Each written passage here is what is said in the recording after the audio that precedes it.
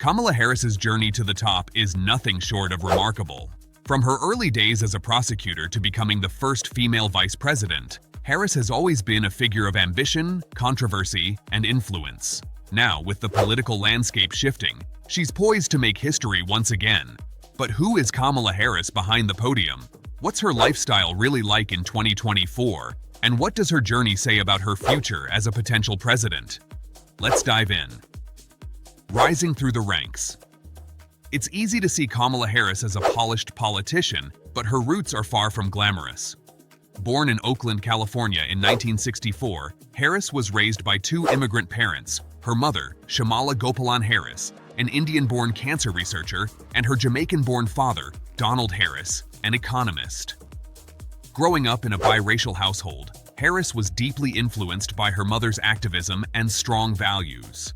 Her mother always reminded her daughters, "You may be the first, but make sure you're not the last." From a young age, Harris was exposed to the struggles of minorities in America.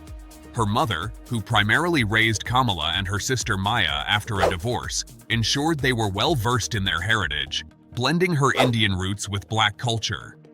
Kamala would later describe this upbringing as a powerful force in shaping her identity, one that allowed her to connect with many communities. Her path to politics started at Howard University, a historically Black college, where she honed her debating skills and developed her passion for justice.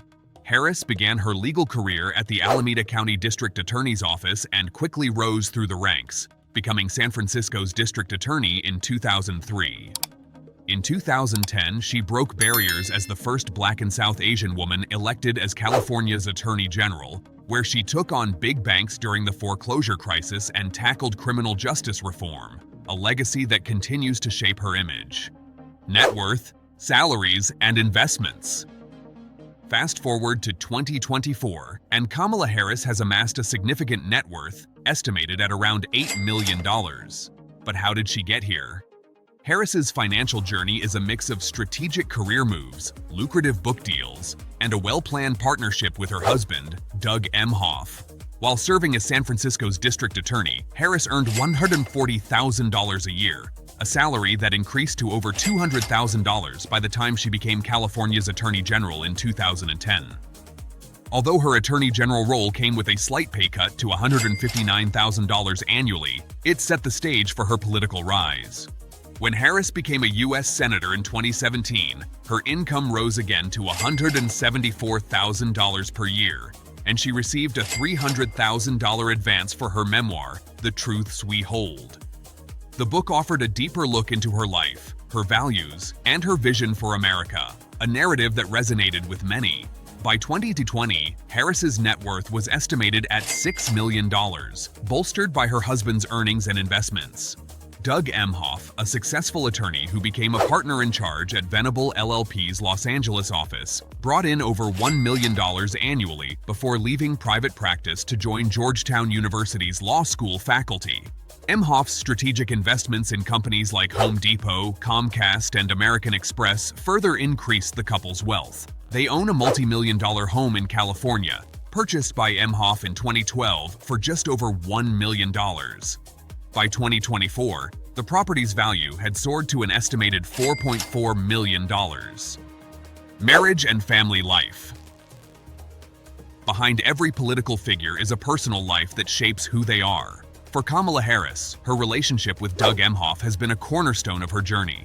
The two met on a blind date set up by a mutual friend in 2013 and quickly fell in love. They married in 2014 in a private ceremony in Santa Barbara, California, blending their lives and families. Harris often speaks about her role as a stepmother to Emhoff's two children, Cole and Ella, affectionately calling herself Momala. But Harris's family connections extend beyond her marriage.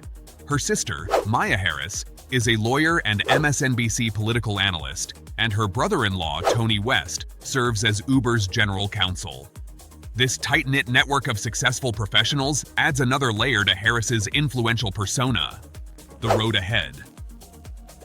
Kamala Harris has never been one to shy away from a challenge.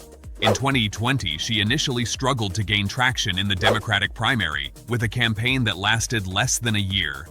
Critics pointed to her inconsistent messaging and policy positions, but Joe Biden saw potential and chose her as his vice president, a decision that propelled her back into the national spotlight.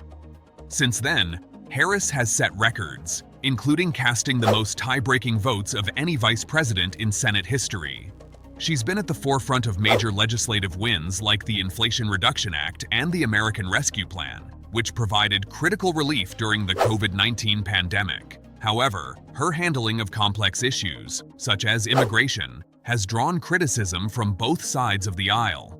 Now, in 2024, with Joe Biden stepping down, Harris has finally secured the Democratic nomination for president. Her campaign, rebranded as Harris for President, raised an unprecedented $310 million in July alone, energizing Democrats and positioning her as a formidable challenger to Donald Trump. But the road ahead is fraught with challenges.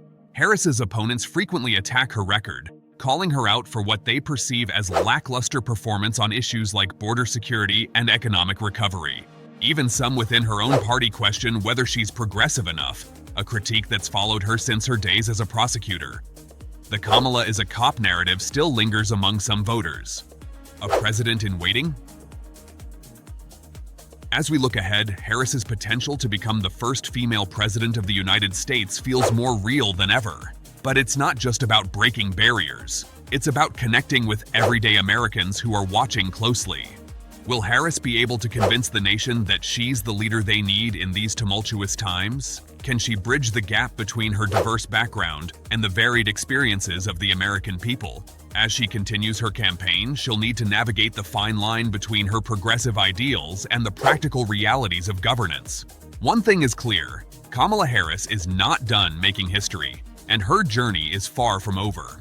What are your thoughts on Kamala Harris's rise? Do you think she has what it takes to become president? Let us know in the comments below. And don't forget to like, subscribe, and hit the notification bell so you never miss an update on this evolving story.